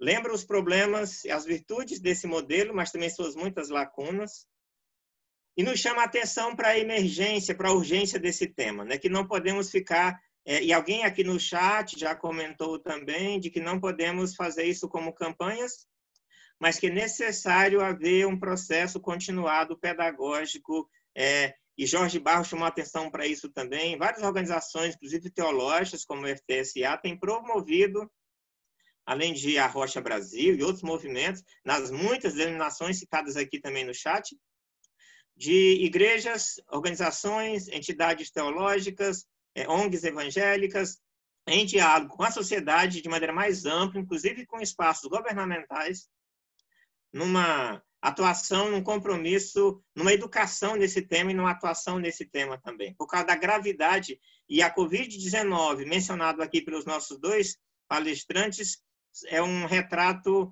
desse episódio de que esses vírus estiveram sempre aí. Nós é que alteramos a estrutura de relação com a própria natureza e com os seres da natureza, e esses vírus, portanto, entram para as relações humanas e nos trazem as complicações que estavam na natureza. Então, nossa não respeitabilidade ao jardim de Deus traz consequências para a vida de todos nós e, em particular, como disse Nina, para as populações mais vulneráveis, como os mais empobrecidos, as sociedades indígenas, etc. Tim faz uma leitura desse contexto e, na sua palavra, como evangélico, nos convoca e nos convida a uma caminhada de conversão. E essa palavra aparece muito fortemente também na expressão da própria Nina. E por que saliento esta palavra? Porque esta é uma palavra cara para a tradição evangélica, tanto em Estados Unidos quanto no Brasil. E é uma palavra cara na tradição bíblica, especialmente no Novo Testamento. Mas isso de que Nina chama a atenção, de que esse nascer de novo não significou uma radical transformação na amplitude da condição humana, mas também seletiva naquilo que queria se converter, chama a atenção para a gente de não submissão a uma compreensão alargada daquilo que é o Evangelho e daquilo que é a vontade plena de Deus. Por isso, Nina chama a gente ao lamento, né? E lamento é uma expressão muito cara na tradição cristã. Lamentar como um processo de... E tem uma expressão no Novo Testamento que é compungir-se. Eu fico tão tocado pelo aquilo que eu ouvi, de acordo com o meu cenário e de acordo com a palavra de Deus, que é o que eu mencionei há pouco. Em suma, como eu não conheço e não compreendo amplamente a Bíblia, ela está desfocada e nem a minha própria realidade, eu não sou capaz de fazer a relação entre os dois universos, Bíblia e realidade, e, portanto, eu faço seletividades, o que não contribui para um processo de transformação e de conversão. Então, para pegar a expressão de Pedro, após a ressurreição do Senhor, em Atos capítulo 2, Pedro faz duas coisas nessa abordagem desse longo sermão que é apresentado pelo Lucas no capítulo 2 de Atos. Ele faz uma leitura teológica, uma leitura bíblica do Antigo Testamento, da pessoa de Jesus, e ele faz uma leitura clara da própria realidade, como cientista, mostrando as interpretações do mundo ao seu redor e os problemas que estavam postos, portanto. Quais eram os problemas em contraponto a essa vontade de Deus? Então, Pedro faz uma relação profunda da vontade de Deus com a realidade, com a própria história. E, ao final disso, Pedro chama a conversão. E a palavra que Lucas usa é compungir. O seu coração ficou tocado, ficou sensibilizado, ficou incomodado, ficou desconcertado. E por isso eles perguntam, o que faremos nós? Por isso, de acordo com a palavra da Nina e do Timóteo, a pergunta que talvez fizéssemos todos aqui é o que faremos nós? Assim, que caminhos deveremos seguir para que possamos ter um novo jeito de ser no Brasil e nos Estados Unidos e no mundo como um todo, que nos adequemos e nos convertamos e vivamos uma fé coerente com a integralidade do Evangelho e dessa conversão de que traz a palavra de Deus. Por isso, nascer de novo não pode ser uma gramática mágica de que alguém diz que levanta a mão, sentiu uma coisa, e aí a pessoa passa a viver uma vida com uma gramática que vai mudando, mas as suas práticas não mudam. Que seu discurso, seu linguajar sofre algum tipo de alteração, mas a sua vida, seu comportamento, suas relações com o outro, como já dito aqui, com os outros, com as outras, com o mundo ao seu redor, com a natureza como um todo, não sofre quaisquer tipo de alterações, inclusive no nível econômico e da relação com o ambiente. Por isso,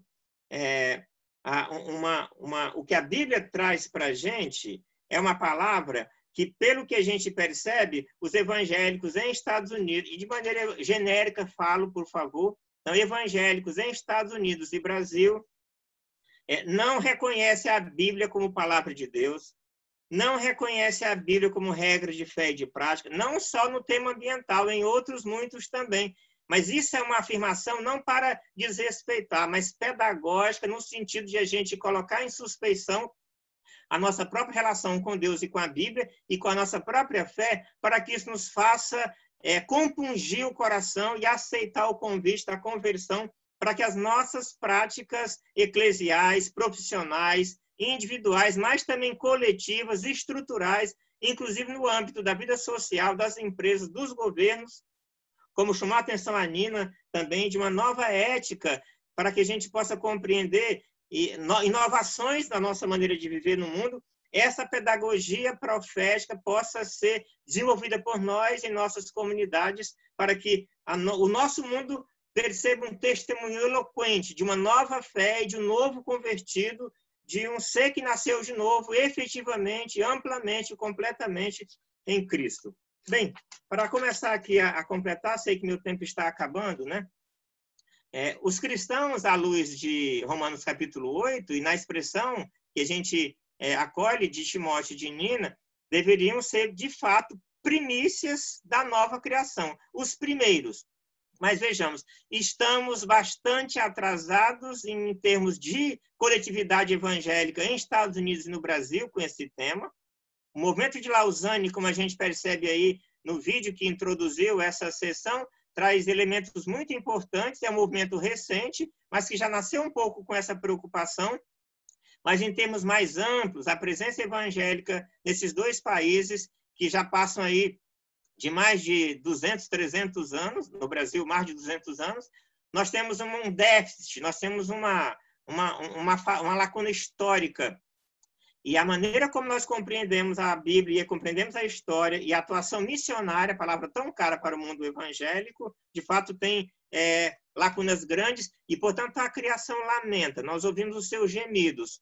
E os evangélicos e evangélicas não têm sido sensíveis o suficiente para ouvir os gemidos da criação de Deus e têm vivido uma vida concorrencial, como denunciou a própria Nina, em vez de solidariedade, como chamou a atenção tanto ela como também o Timóteo. Portanto, meio ambiente não é uma defesa de um espaço que não congrega os humanos. Acho que isso está claro nesse encontro e para a gente que reflete esse tema. O mundo ocidental segmentou natureza e seres humanos. Na criação do Gênesis 1, seres humanos e natureza fazem parte de um todo complexo em que Deus estabelece uma ordem e, no final, coloca os seres humanos como a completude. Os seres humanos vêm, inclusive, depois. Deus estabelece uma ordem a partir de um ato litúrgico de organização do mundo do Gênesis 1 e Gênesis 2, e no final coloca lá os seres humanos. Então, isso é parte de um todo, de um ambiente que a gente pode chamar de ecológico, como disse Francis Schaeffer, já mencionado pelo livro do Timóteo, e que agrega, porque não está separado só na nossa cabeça, só no nosso conhecimento, e só nas nossas práticas separamos, nesse sentido, natureza de cultura, do tal mandato cultural. Mas em Deus está profundamente agregado e conjugado. Então, como a gente compreende isso de maneira integral? E aí, de fato, para completar, entendemos, à luz do Gênesis 1 e 2 e de toda a criação, e de Romanos 8, e do livro já mencionado de Juan Stam, As Boas Novas da Criação, a criação é integral, a criação é total. Deus não deixou nada por ser criado. Tudo quanto foi preciso para o bem da natureza em si, inclusive na relação de um ser com outro ser, para o alimento, para o bem-estar, para o equilíbrio desse espaço e a presença dos seres humanos, Deus fez um jardim completo e integral. Agora, quando a desobediência humana acontece, no capítulo 3 de Gênesis, a desordem dessa ordem criada por Deus também é integral, é completa, é total. Todos os seres humanos e a relação com a natureza sofrem de consequências danosas por essa desobediência humana, porque subverteu a ordem ecológica, a ordem dada por Deus, o bem-estar, o equilíbrio dado pelo próprio Éden no Gênesis 1 e 2. Isso é desordenado, é desestruturado, é desarrumado. As relações entre humanos e Deus, entre humanos e natureza, entre humanos e trabalho, entre humanos e os seres outros, toda ela sofre consequências danosas e todos sofremos. Agora, a redenção, quando se dá, o mundo evangélico elegeu uma faceta. Deus fez o mundo integral, a queda é integral, mas quando falamos de redenção, ainda falamos de redenção espiritual prioritariamente, e as outras dimensões da redenção, da natureza, da cultura, da sociedade, como falamos sempre de maneira minoritizada, reducionista, ou até nem consideramos como sendo importante em função até da compreensão de destruição, como já chamou Timóteo Carriquet, por causa da ideia de que Deus vai destruir todas as coisas a partir de um versículo isolado e único que está na carta de Pedro. Por isso, a ideia de redenção é uma ideia reducionista e, nesse sentido, é uma blasfêmia com o evangelho de Cristo e com a integralidade da criação de Deus, que quanto fez, viu que tudo era bom, e, além disso, é uma negação da própria missão de Jesus e daquilo que vemos no Novo Testamento, especialmente com o registro forte de Romanos 8, mas especialmente o Apocalipse 21, em que Deus faz novas todas as coisas, recria todas as coisas. Então, toda a redenção só pode ser integral. Se a criação é integral, se a queda é integral, só tem sentido se a redenção for integral. E se não considerarmos isso teologicamente, missiologicamente, doutrinariamente, como ética de vida, estamos negando os fundamentos básicos da nossa fé e do compromisso cristão. Por isso, para completar, a missão nossa só pode ser integral. E aí não estou falando só de um conceito de René Padilha, dele para além, de René, de Samuel Escobar, e de Ruth, que aqui foi mencionado, de Jorge, que está presente. Não, assim, se a criação é integral, se a queda é integral, se a redenção é integral, a missão só pode ser integral, a espiritualidade só pode ser integral. Como a gente pode ver e celebrar Deus, não como panteístas, como cristãos, porque os céus é que declaram a glória de Deus. Mas a natureza cheia de pets da Baía da Guanabara, no Rio de Janeiro, não declaram, mas ela denuncia o pecado dos evangélicos, a criação feita pelo próprio Deus. Quando vemos as abelhas que já não produzem mel no Rio Grande do Sul, isso denuncia o pecado nosso, do nosso modelo predatório, de que não celebra e que não viu que isso era bom a ponto de destruir-se de maneira predatória. Então, a espiritualidade integral é aquela de John Stott, que ao ver os passarinhos, dizia, os passarinhos declaram também a glória de Deus. Eles têm uma linguagem que celebra o próprio Deus, porque todos os seres glorificam o nome de Deus. Portanto, se a gente olha para a nossa teologia precisa ser, portanto, refeita, a nossa missiologia precisa ser repensada, a nossa espiritualidade precisa ser repensada, mas mais do que isso, precisamos de conversão. Porque conversão é uma palavra potente na tradição bíblica e no léxico cristão especialmente. E para completar, um dos pontos centrais para a conversão é como as igrejas no Brasil se convertem, por exemplo, aos povos originários criados por Deus, que são os povos indígenas. O modelo dos povos indígenas é um modelo por acaso.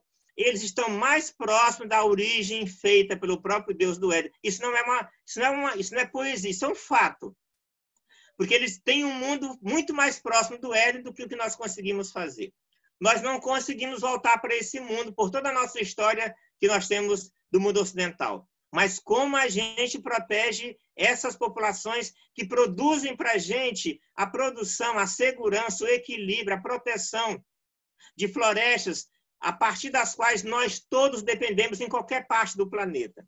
Se não mantivermos as florestas tropicais, todos padeceremos do aquecimento global e os mais pobres sofrerão muito mais, porque quem tem mais recurso poderá ir para as áreas mais possíveis de viver no planeta, mas os mais pobres padecerão sempre. Então, temos uma dívida de gratidão aos povos indígenas. Os povos indígenas devem ser celebrados como povo de Deus que compreendeu melhor do que nós e precisamos nos converter à ética dessa gente também, mesmo em nossas comunidades. Por exemplo, como é que a gente vai continuar usando o copo descartável para celebrar a ceia do Senhor? Isso é um detalhe, mas isso é pecado também. Como usar copo descartável para celebrar a ceia do Senhor? Isso não é possível. Há outros...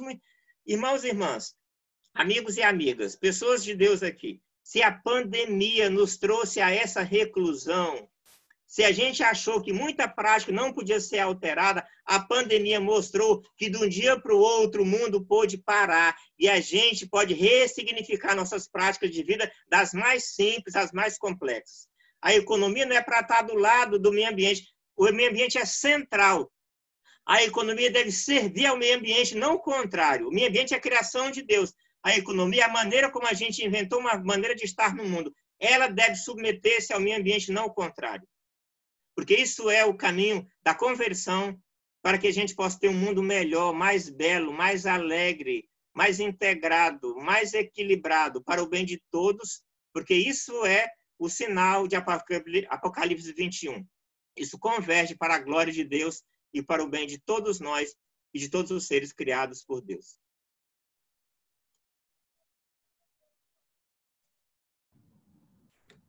Agradeço aí as belíssimas palavras do Clemir. Eu fiz algumas questões aqui que eu vou tentar alterar. Ô, Alexandre, só confirma aí que tu vai precisar dos 8 minutos ali para falar do livro, né? Só confirma comigo, Alexandre.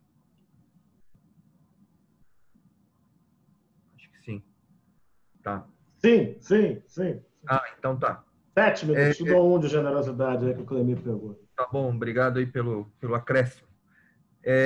Eu coloquei algumas questões, eu fiz algumas questões e eu vou tentar mesclar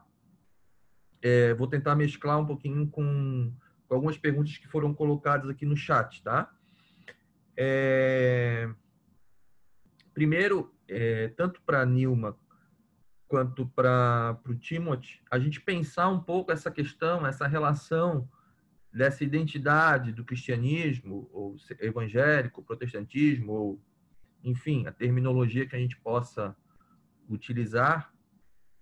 Como é que a gente pode pensar essa questão, que a gente pensa essa identidade evangélica, muitas vezes, ou no senso comum, vamos dizer assim, a gente nunca inclui a questão do meio ambiente, né?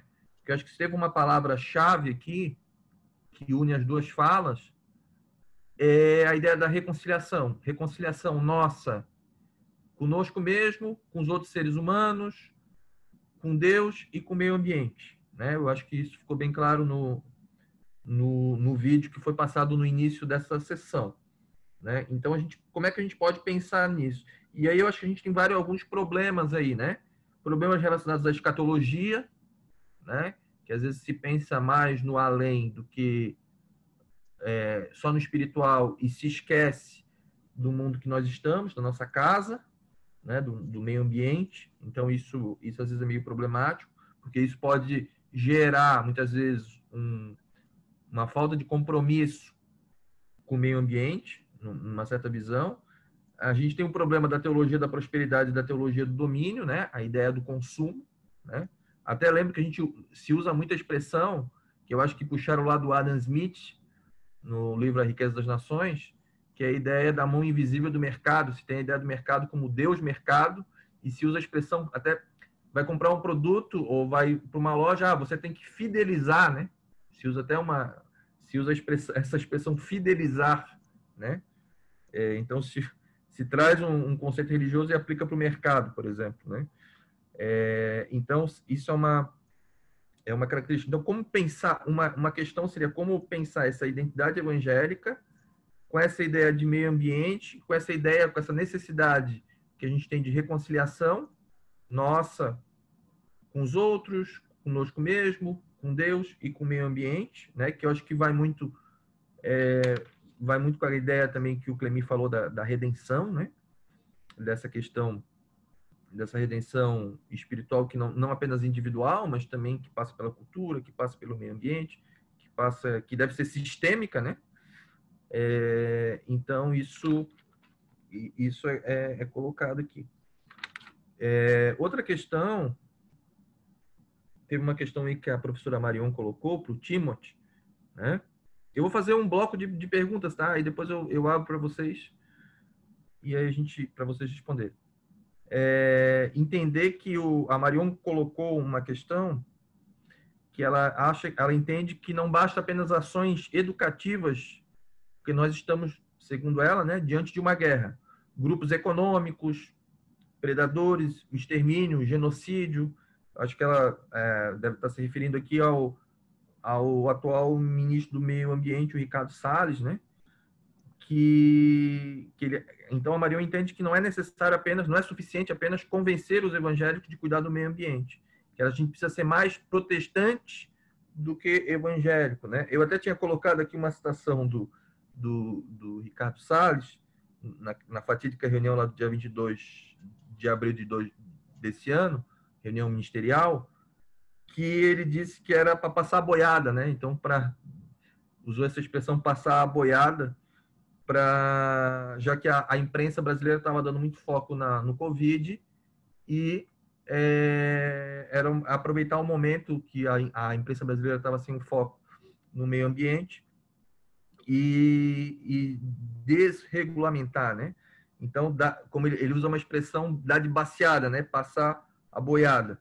Então, mudar as leis sem porque a população não estaria percebendo isso no momento da Covid, né? Então, isso é uma questão aí para o Timothy. Outra questão que acho que a gente pode pensar aqui em termos de Brasil acho que grande parte também da Covid, não só no Brasil, né, em vários lugares, é a questão muitos cientistas, pesquisadores falam muito que com a devastação do meio ambiente, nós entramos em áreas onde não estávamos e entramos em contato com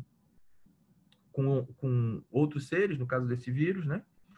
E que nosso corpo não estava biologicamente preparado, né? Então, pensar essa relação dessa pandemia com essa questão ambiental, né?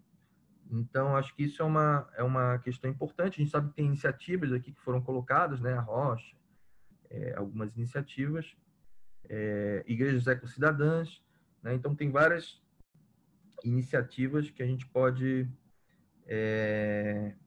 pensar aí. Outra questão que também foi colocada, né? Pelo Dantas, eu não sei qual é o primeiro nome dele, que também é para o Timothy. Como é que a gente pode tratar o meio ambiente na liturgia, né? Músicas, louvores, sermões?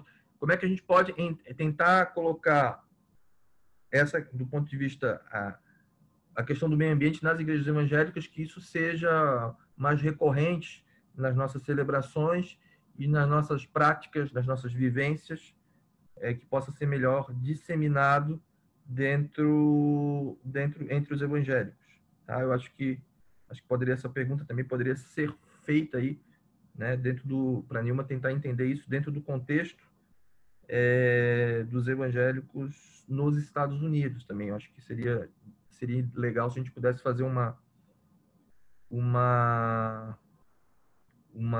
comparação, né? A Marion só está esclarecendo aqui que ela falou da necessidade de uma teologia pública para esse momento político representado aí pelo Ricardo Salles, que é o ministro do Meio Ambiente no Brasil, né? Então, como é que vamos nos portar frente a essas questões, né? Se parece muito que tentar entender um pouco também, né?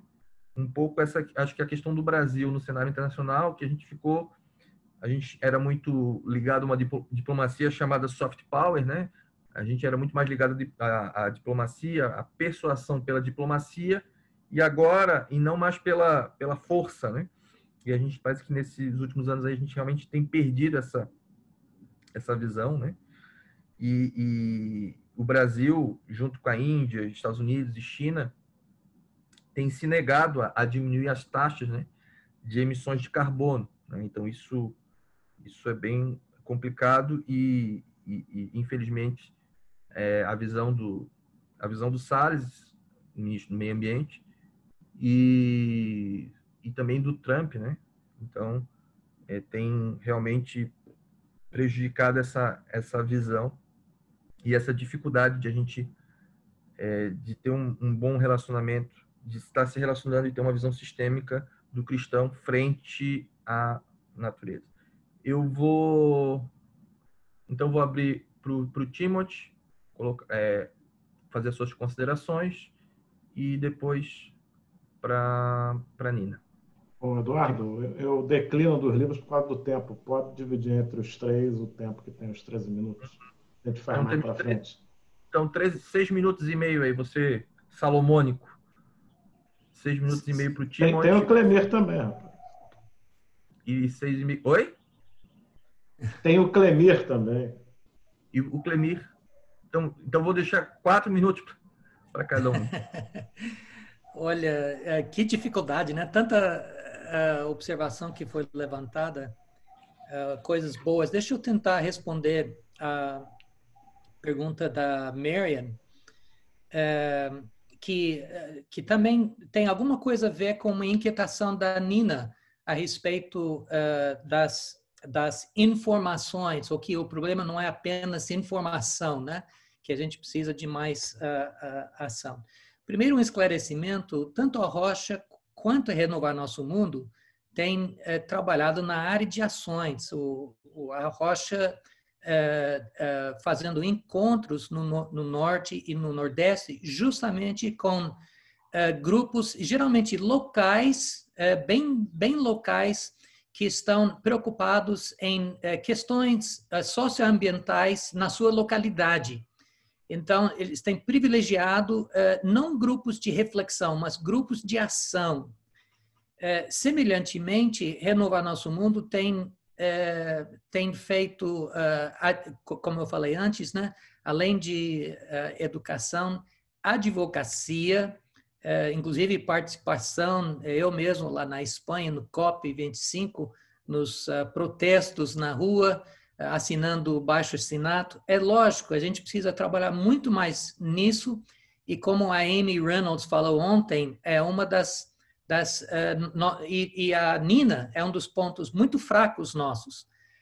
Mas eu apenas iria observar que até isso faz parte da informação, ou seja, a informação é uma faca de 2 gumes, é uma construção de uma realidade, isto é uma conscientização a respeito do cuidado da criação de Deus, e é uma desconstrução. Na verdade, eu entendo que é isso que a Nina estava trazendo com muita competência. Tem muita coisa na perspectiva evangélica que a gente precisa desconstruir. Segundo ponto, rápido, não sei como está andando o tempo, você, por favor, levanta o dedo, né?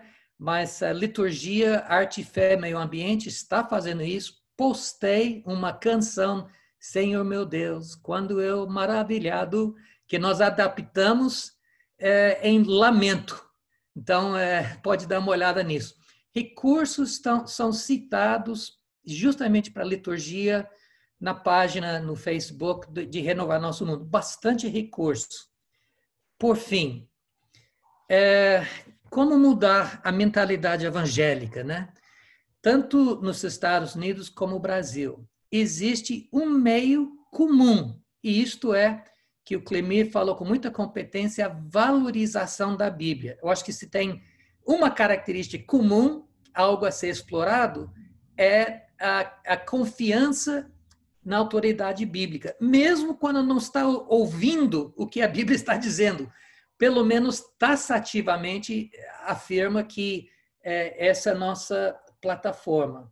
Eu vou apenas sugerir, pegando a ponte com o Clemir, e eu finalizo com isso, uma sugestão que precisa ser desenvolvido a esse respeito, em termos bíblicos.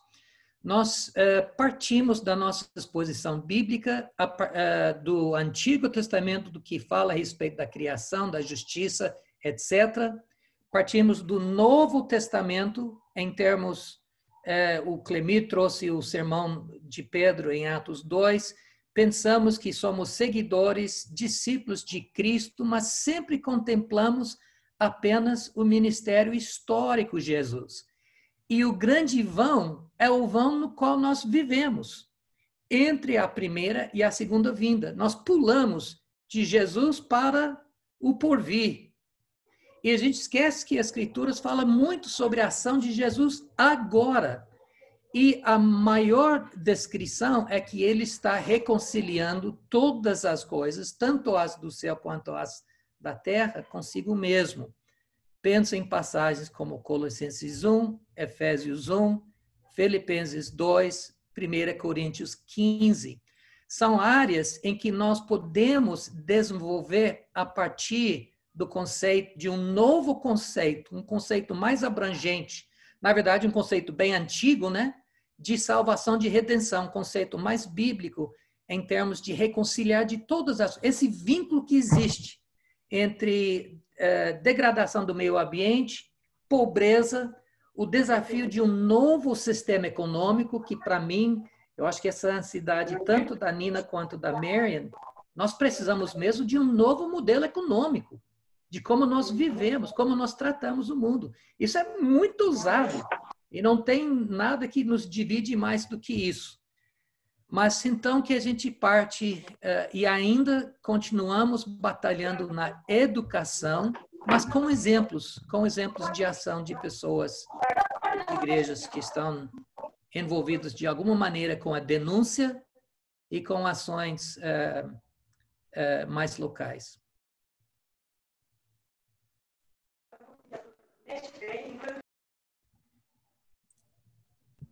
Obrigada, Tim.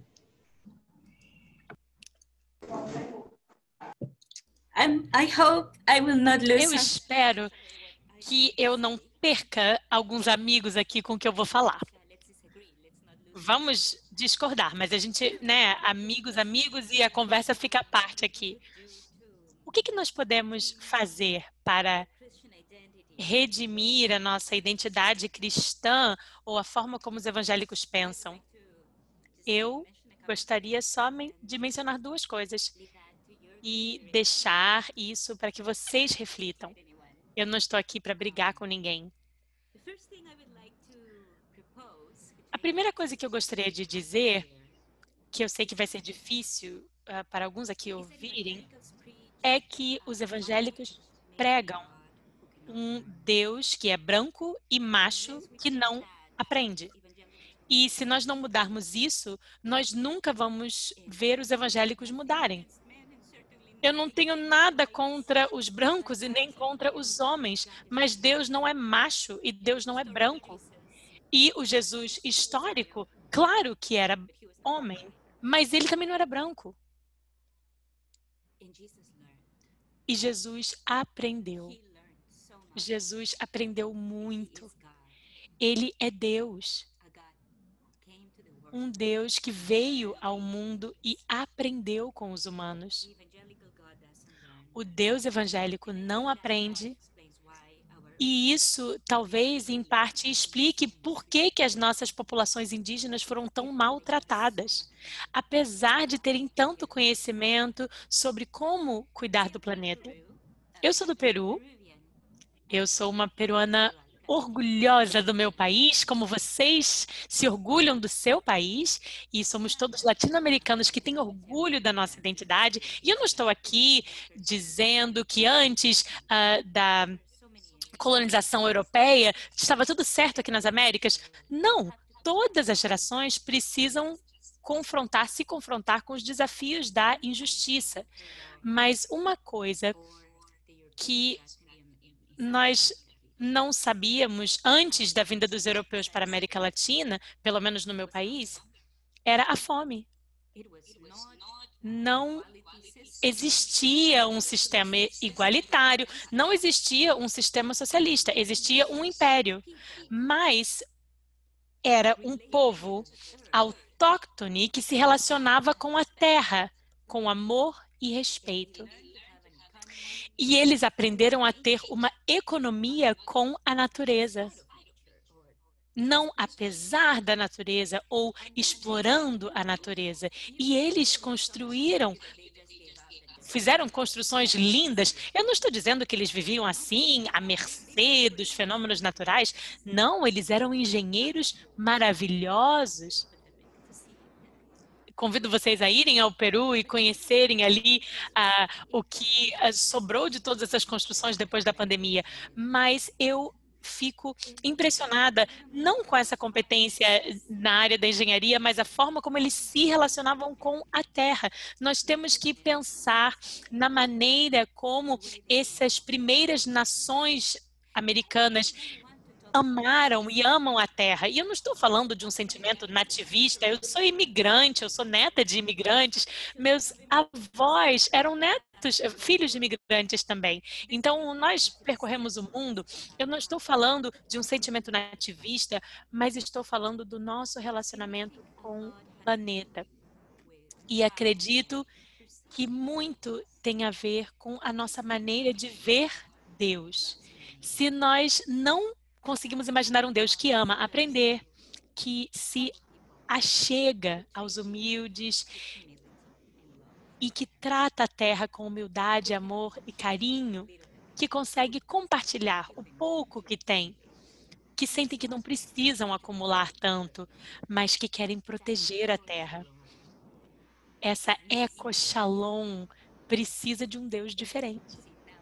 E tudo bem. Talvez alguns digam, olha, Nina, você já deixou de ser evangélica há muito tempo atrás, tá? Não continua, não. Tudo bem, algumas pessoas já me disseram isso. Não dá para você ser evangélica. Eu respeito, talvez até seja verdade. E eu quero encerrar dizendo que, claro, nós temos desafios muito. Precisamos mesmo de sistemas governamentais melhores. E, claro, eu preciso falar dessas estruturas governamentais, democracia, instituições republicanas. Nós estamos perdendo tanto dessa identidade republicana aqui nos Estados Unidos, mas precisamos dela. E na América Latina também sofremos muito com isso. Na Costa Rica, de certa forma, mas talvez outros países sejam mostrem isso, o quanto nós precisamos dessas instituições republicanas fortes e de mais regulamentação para protegermos o meio ambiente. Mas o que eu ia dizer é que, ao mesmo tempo, o outro lado da moeda é esse trabalho de base. Eu temo que nós, como acadêmicos, somos muito limitados. Nós publicamos nossos livros maravilhosos e é ótimo publicar. É isso que determina o nosso sucesso enquanto acadêmicos, mas não é isso. Vamos continuar a escrever livros, tá? Eu espero que saia um livro maravilhoso desse seminário aqui, mas isso não vai salvar o planeta. É o trabalho de base que vai salvar, é aprender com os marginalizados. Obrigada. Obrigada. Agradeço as palavras da Nina, do Timothy. Aqui que eu não falei que o pastor Clemir coordena pelo ISER, né, uma iniciativa interreligiosa pelas florestas tropicais e o Fé no Clima. Tá? Então, cometi aqui, tive minha orelha puxada aí pelo Alexandre devidamente, então peço perdão aí. E a gente pode estar encerrando aqui. Só para confirmar, Alexandre, a gente volta aqui no mesma senha, no Zoom, às 17 horas, horário de Brasília. Positivo e operante. Então tá, bom almoço a todos, bom descanso e nos revemos aqui às 17 horas. Obrigado. Obrigado, Tim. Thanks a lot, Tim and Nina, all right? Thank you. Obrigado a todos. Alexandre, não teria apresentação do livro? Não, por causa do horário, eu estou te escrevendo no WhatsApp, Brenda. Ok. Tá? Obrigada, Nina. Foi muito bom ouvir, muito bom, Tim. Foi muito bom, Nina. Concordo. Mas sabe, por isso precisamos fazer um modelo internacional. Clemir também. The grassroots, né? Muito bom. Muito obrigado. Muito obrigado. E as intérpretes também, Denise e Juliana. Intérprete. Hoje foi show. Obrigado, gente. Grande privilégio. Nina, um forte abraço especialmente. Thanks, Tim. That was really good. Welcome. Good to see Bom you. almoço para todos nós e descanso. Até a próxima. Igualmente. Juliana,